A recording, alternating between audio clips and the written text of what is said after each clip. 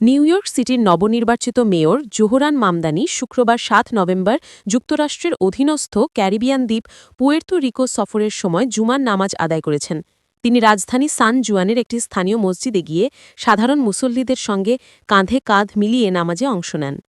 মসজিদে উপস্থিত মুসল্লিরা উচ্ছ্বাসের সঙ্গে এই ৩৪ বছর বয়সী তরুণ নেতাকে স্বাগত জানান। নামাজ শেষে জোহরান মামদানিকে মুসল্লিদের মাঝে খাবার বিতরণ করতেও দেখা যায়, যা উপস্থিতদের মধ্যে আনন্দের সঞ্চার করে। মাত্র ২ দিন আগে অনুষ্ঠিত নিউ ইয়র্ক সিটির মেয়র নির্বাচনে ঐতিহাসিক বিজয় অর্জন করেন তিনি।